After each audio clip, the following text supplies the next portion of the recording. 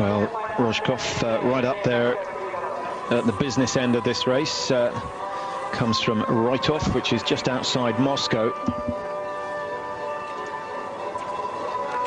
And of course, 4 wins to his name in his career so far. Egil Kjelland looking very, very comfortable up there, Mike. He's just sitting at the back of that pack, wearing bib number 8. And already his first win just a couple of days ago seems to have had an effect on the way he skis, his posture, his mannerisms. He's just oozing confidence. He is. Look at Rojkov as well, and well, just behind Poiré. His skis are fantastic. Number 21, Sherazov, the yellow bib being worn by Raphael Poiré. Rojkov at the back on the right-hand side, being hidden by Poiré. And Egil Kjelland just tucking in, not using the arms, just being sucked along in the slipstream for Norway. So 2 Russians, Frenchman leading the way, and a Norwegian at the back of this leading pack. Now you have to slot onto the mat consecutively as the athletes come in. Again, they're giving Poiré respect to take the lead here.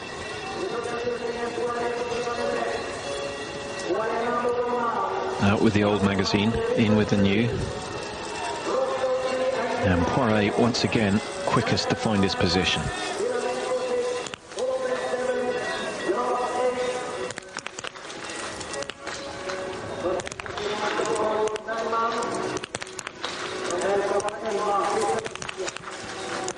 First mistake from Kjelland and Derkach of Ukraine. That's expensive. Sherazov is going to go out with Raphael Poiré again, the young Russian, really putting pressure on the World Cup winner from last year.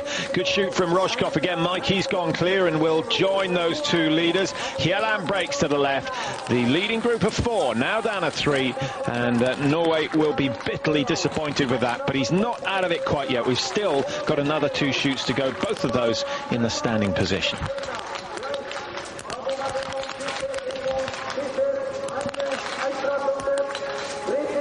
Good run from Bilanenko. Do you know, Bilanenko is shooting so fast. The Ukrainian team have spent a lot of time.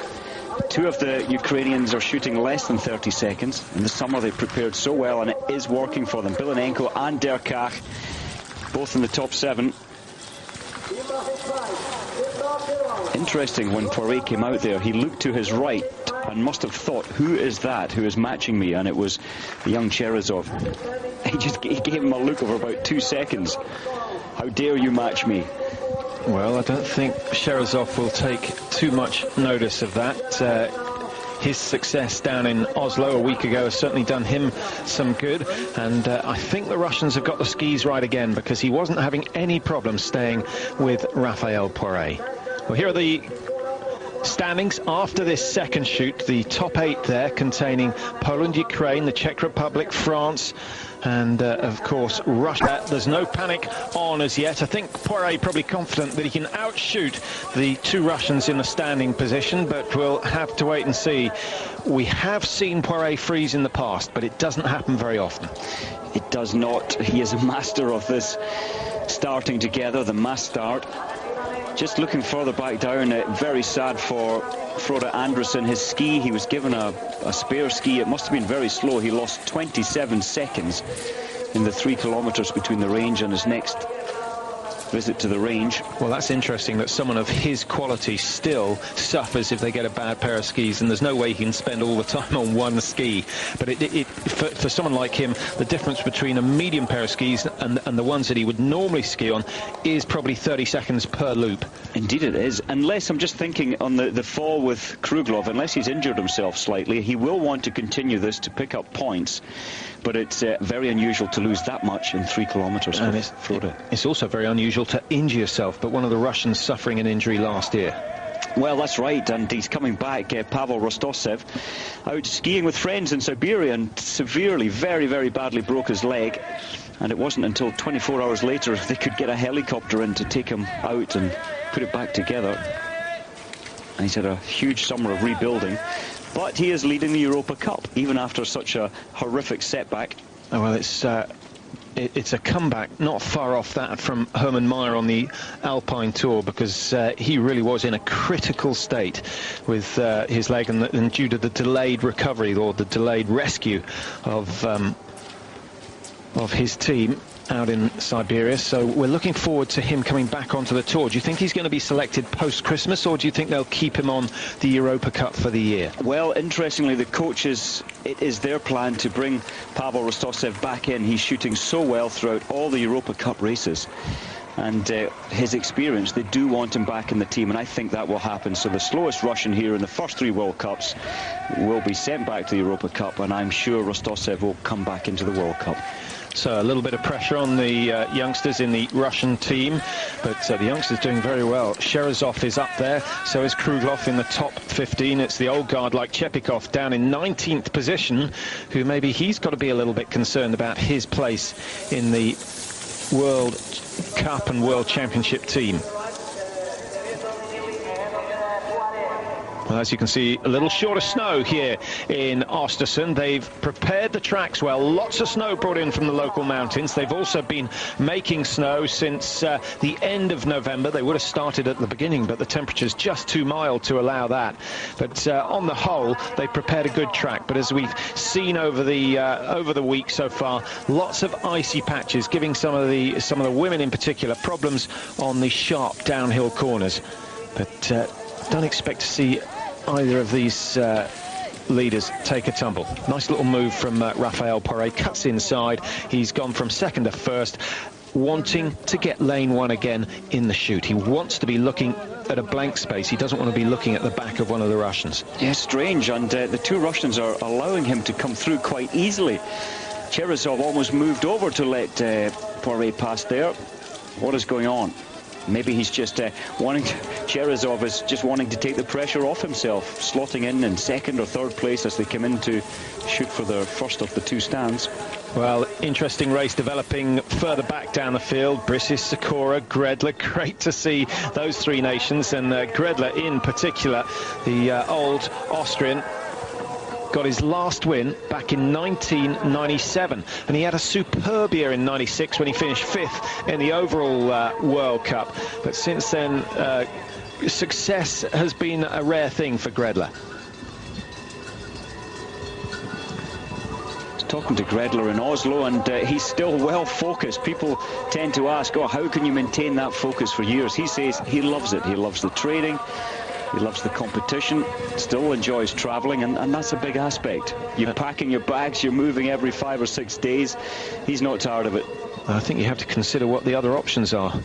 A job with the Austrian Ski Federation, perhaps, or an office job with an insurance company.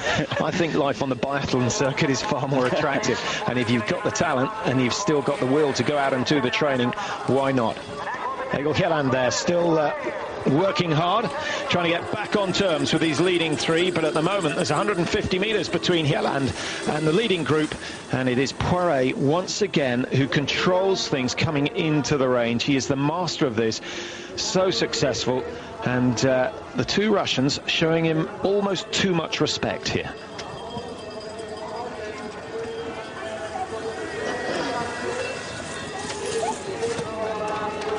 Third shoot of 4, first in the standing position.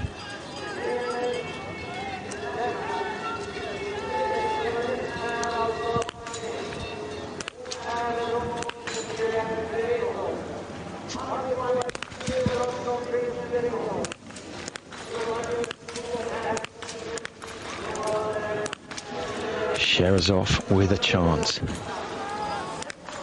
Down it goes. 5 out of 5 for Sherazov. He's going to open up a lead of at least 30 seconds over Rojkov and Poiré. In fact, it will be around 25, depending on how fast the loop is. This is a very good example. Sherazov maybe 2 or 3 seconds slower than the other 2 on the range. Mike Hjelland making mistakes as well. Sherazov took so long to get his ski poles back on. Lost about 5 seconds there. Hjelland meltdown. Now, a real chance for one of the chasing group to come through and challenge the leaders. Bilanenko has 1 target still to go down. Down it goes. Holubets also, but he throws his last one wide. So Bilanenko of Ukraine has certainly now got a chance of getting into the top 3 at the end of the day. Sherazov leading 17.1. As you say, Mike, he lost an enormous amount of time. Rojkov and Poiré on the penalty loop for 22 to 24 seconds, but they're only 17 seconds adrift of the lead. Well, Poiré and Rojkov will be trying to pull back that 17 seconds. That is their aim now, to get back on level terms with Sherazov for the final shoot. You think they're really going to try and pull back 17 seconds in 3 kilometres? I think Poiré will have the confidence to say, so much pressure on Sherazov. I know he went well in Oslo, but I can't believe he's going to cope with this pressure situation. Yeah, that's the great thing. There's so many formulas here. But no, when you know Poiré, you know his mindset. He wants to lead into that final shoot. 17 is a long, long way. We know Sherazov is skiing above his normal form today. He is so focused. And so it'll make a very interesting 3 kilometres. But if you look at Sherazov's form on the skis, he's very relaxed. The whole body is nice and steady. There's no excess movement, no excess flexion at the hips or sideways movement of the shoulders, which would indicate to me that he's skiing within himself, that he is comfortable at this pace. I don't think that he's really pushing himself that hard. We'll find out with only 6 kilometres to go and 1 shoot still remaining. This is where it went wrong for Raphael Poiré. 1 shot missed. And it was very high and left, as you can see.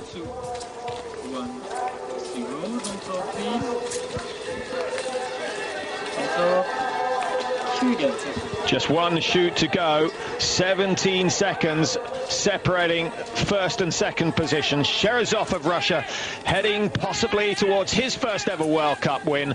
Raphael Poiré not wanting to lose a mass start at any stage of his career. He's already won 4, and as I mentioned, 4 World Championship titles. He is quite astonishing when it comes to the mass start event, and this is an event I'd like to see more on the World Cup. I know you feel it's a little bit elitist, Mike, but it's such good entertainment. It is great entertainment. Possibly we could have 2 mass starts, so a B race and the World Cup elite race, because it's a lot of resources to only race 30 of the best. Remember, there's 120 biathletes being out here in Sweden. If you were going to do that, how would you give out the points? That's difficulty, isn't it? You would probably still have to allocate your points to the 30 best. They have gained the respect of winning.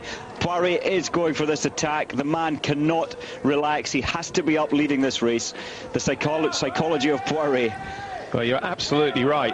But one of the other factors we mentioned at the start, this course, the uphill section all comes early on. The first 1.5 Ks predominantly uphill, and then it's downhill. And I think Poiré said, well, I've got long enough to recover, provided I can get on terms by the top of the hill.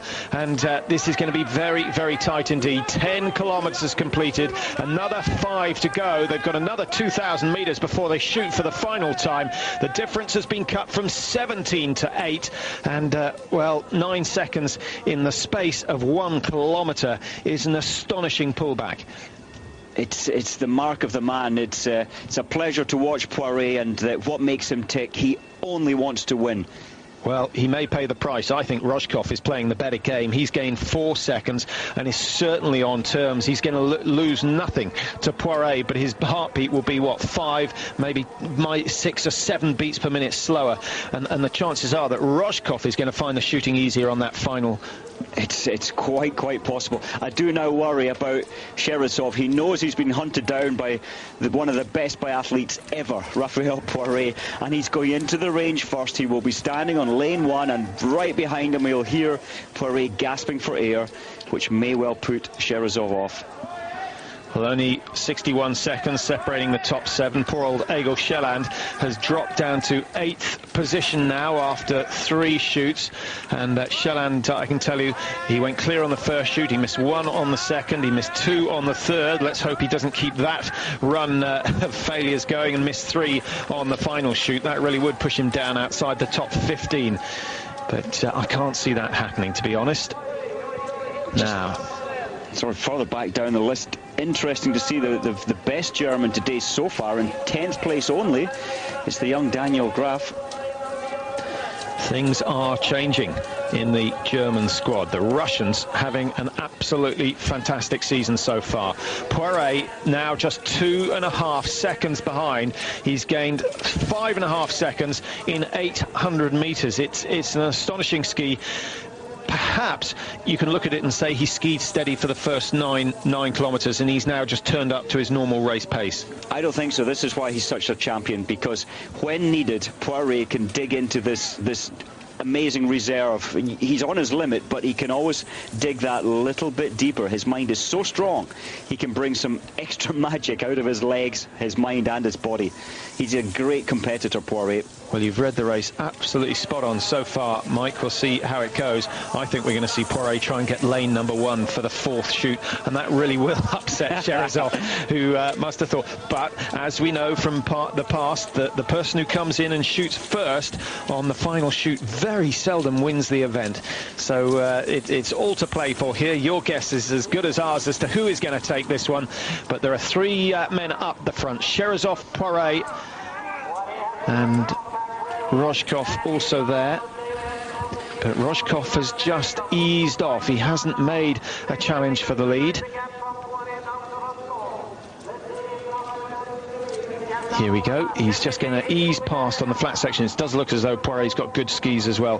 Rojkov a good 100 metres behind now, Mike. That's fairly significant. Well, quite amazing. 17 seconds. It's a long way.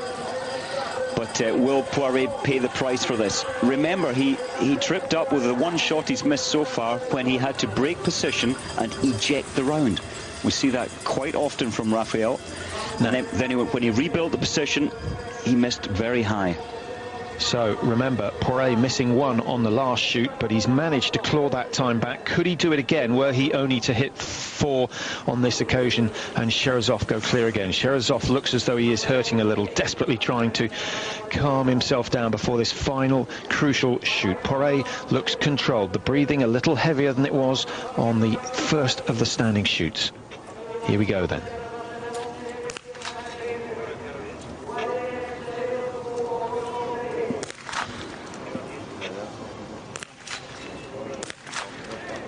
That's a miss for Sherazov. Advantage Poiré.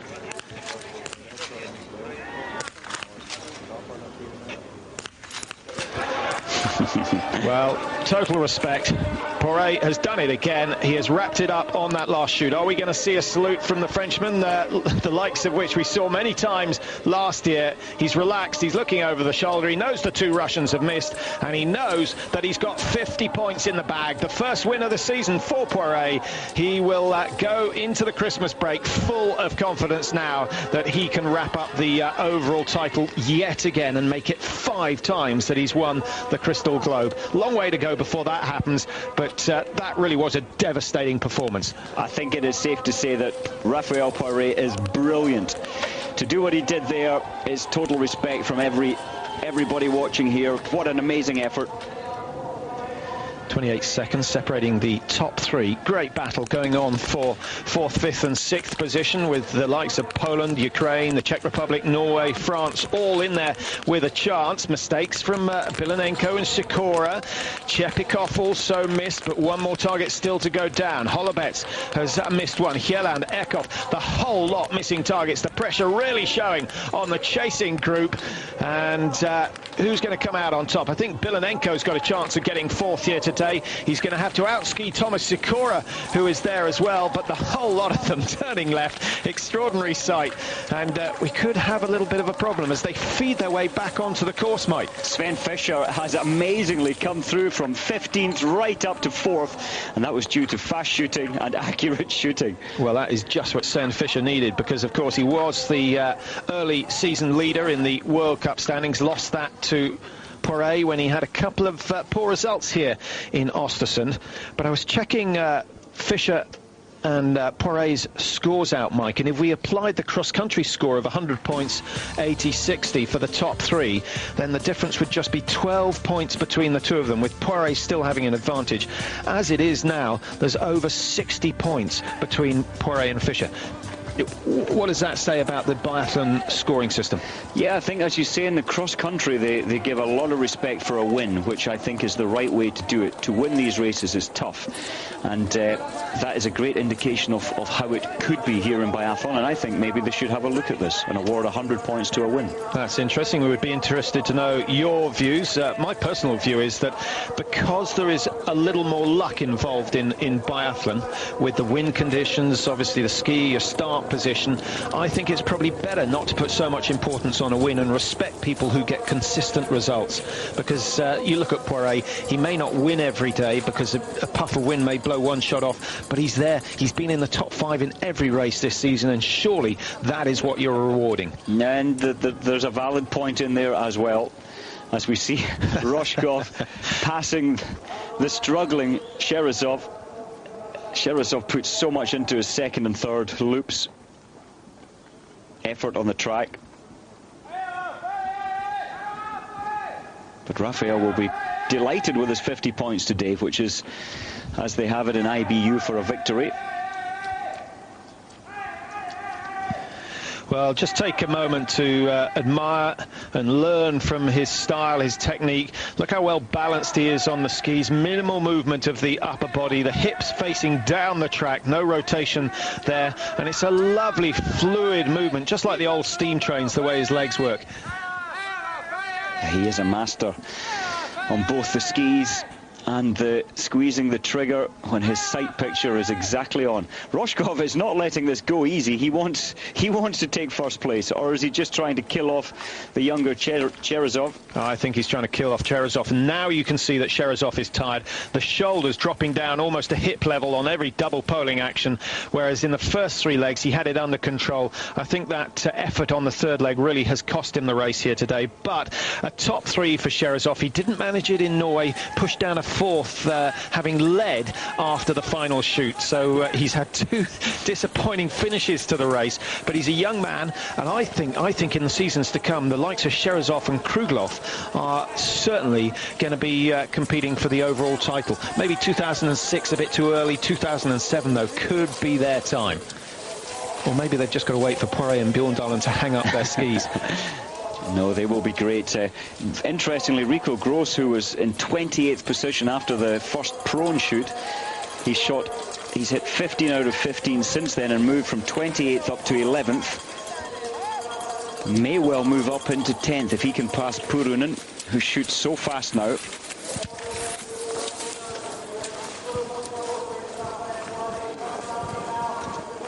Egil Kjelland, 1:15 down. Rico Gross, he's got some respectability back. He's gone up into 13th, Mike. What's Rico's shooting been like today? Yes, 2 missed on the first prone and then perfect from then on. So that's one of the better scores. Nikolai Kruglov once again hitting 19 out of 20, but ski speed suspiciously slow. I don't believe it's skis, because we've seen from the other Russians that the skis are going well, and they'll all be using the same wax and generally all go for the same base preparation as well. So I think Kruglov is one of a number of these biathletes who desperately needs a 2-week break from racing. He does. He's young, he's inexperienced, and is suffering.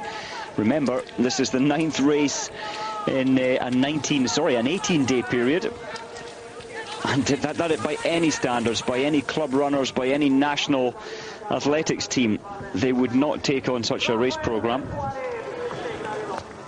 Well, here comes the day's winner, Raphael Poiré. He's had a chance to look over his shoulder. He gets the applause of the few tens of people that have turned up to watch it. Disappointing crowds here in Östersund, I have to say it. And I'm really looking forward to going down to Oberhof and Ruhpolding for the racing down there.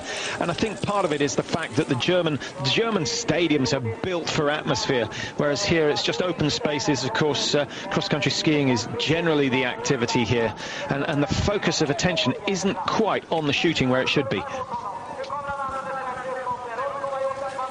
It's a major battle on for 5th place with Chepikov, Shikora, Kjelland and Gredler, all within just a couple of seconds, but they won't threaten this man at the top.